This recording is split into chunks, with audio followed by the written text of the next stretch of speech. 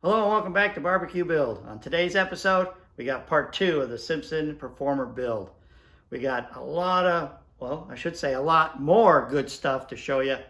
So let's get right to it. All right, now we want to put the bail on the Simpson kettle. But we need a template, and so I got one of my parts kettles out. This is off of a Performer. It's got the flanges and it's got our 3 holes for the bail. And we need to make a template that we can peel off of this and stick on that kettle. That'll put the holes in the right spot for the bail.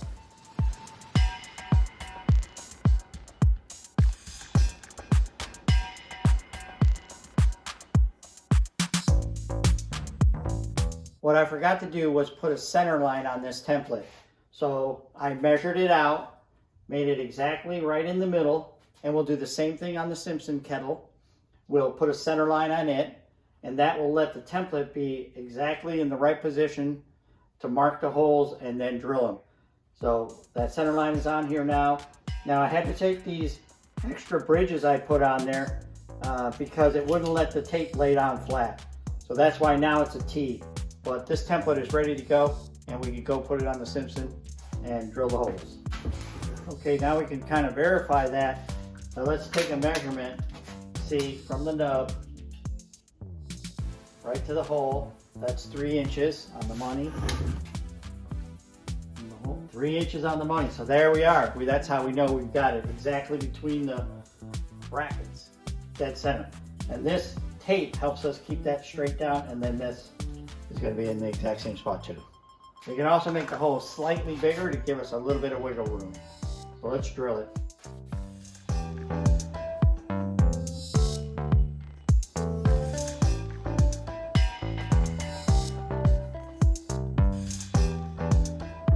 Got it. Test fit it. Feel right here. Oh man, right on the money. Look at that. Hold on.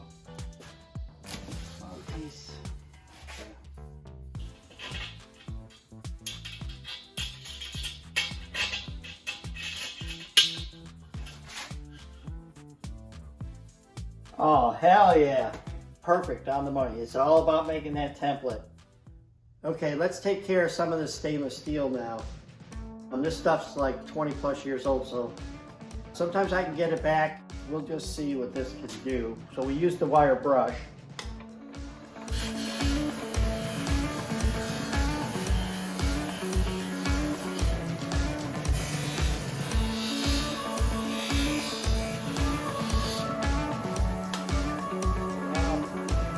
Not too bad. I mean, this looks like it's starting to come out good, but I did a piece earlier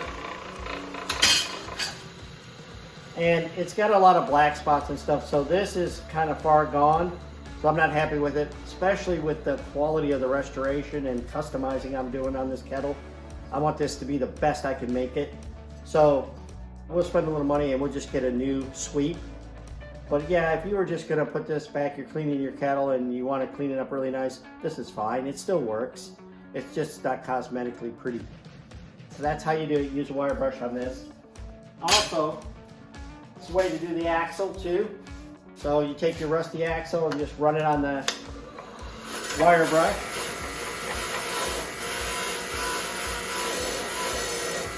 Yeah, and then it'll come out like this, which is really nice. And then I usually like to take some polish and really clean this up.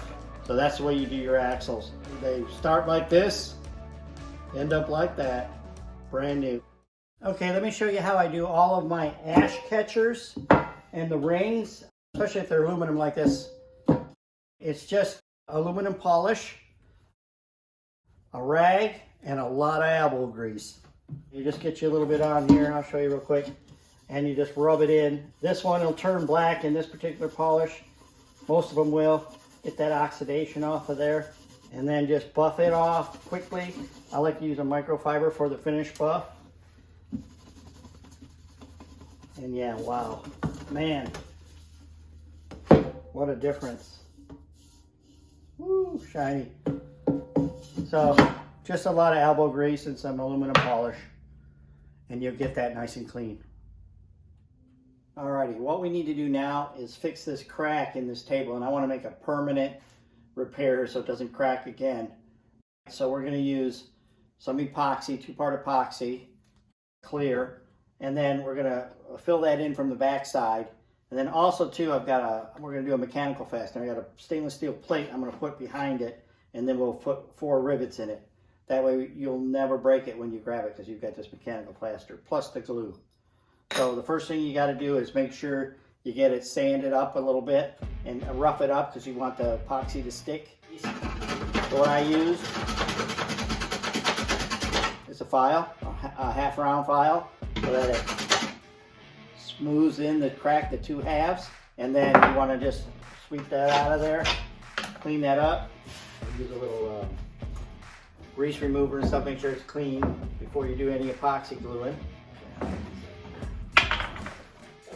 I just want to prep this area. Okay. And then what we'll do is once we put the epoxy in, we'll put some weight on it, and that'll push the crack shut tight, and we'll let it dry.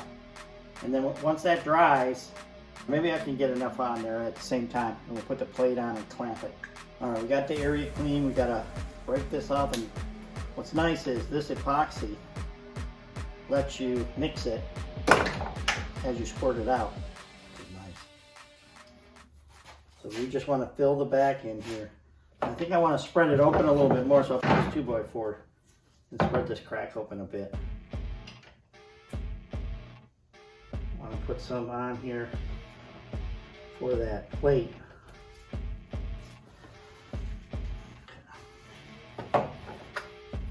Plate right here. Set that bad boy in there.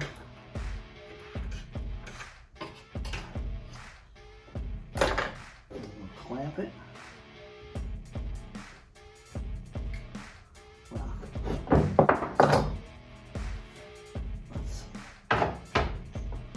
Let's see if you can see it close up here. So now you can see where it's kind of dripped down in there real well. And then we'll just give it a wipe when you clamp it, right?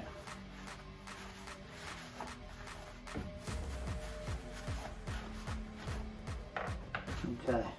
Put some weight on this thing to squeeze that clamp shut. Okay. Now I don't want to glue this.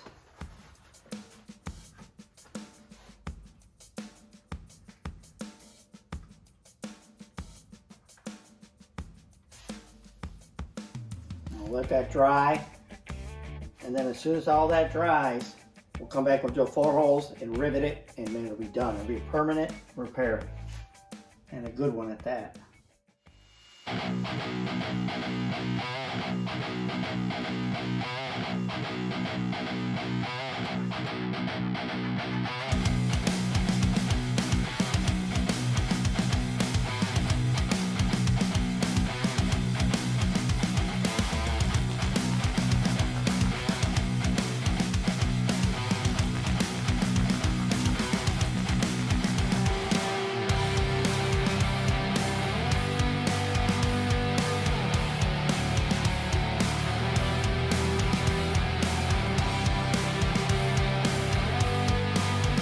And there you have it, repair done.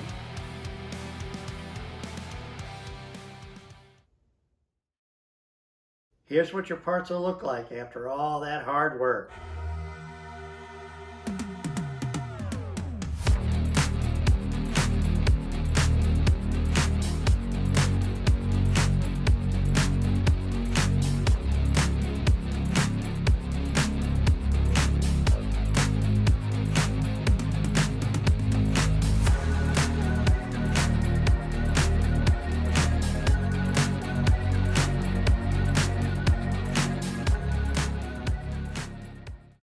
Alrighty, now we get to do the best part. We get to build it.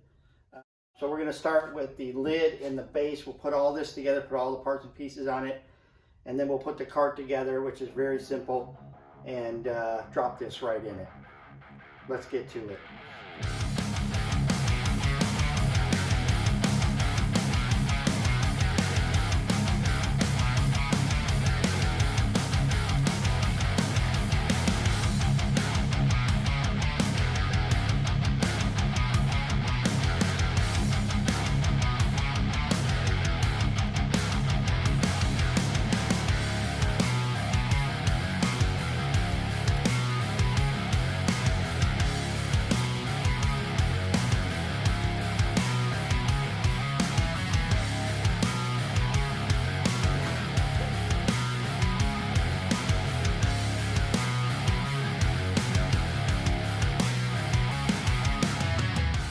All right, with these carts, and especially these custom builds, I like to use stainless steel hardware because it's more durable, it lasts forever, and then it's rust proof on top of all of that.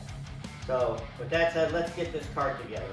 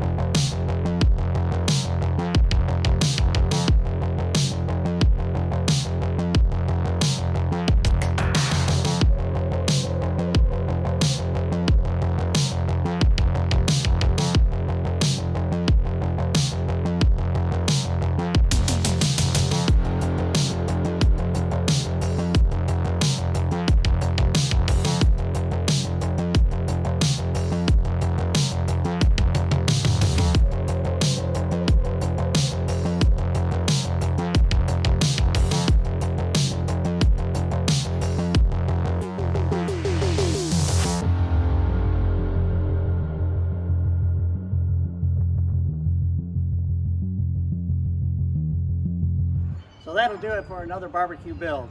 One of my best, I gotta say. This thing being so unique, one-off, it's really was a joy to put together. And now, if you really want this thing, or you think you'd like to have it, check my eBay store. In the description below, hit show more, and you'll find a link right to my eBay store where this will be. Check to see if it's still available, actually. You gotta be in the Dallas area, Fort Worth, Metroplex, because it's pickup only.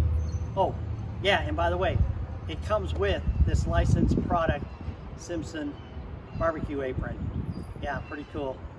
Alrighty, till next time, as I always say, it's your grill, customize it. See you on the next one.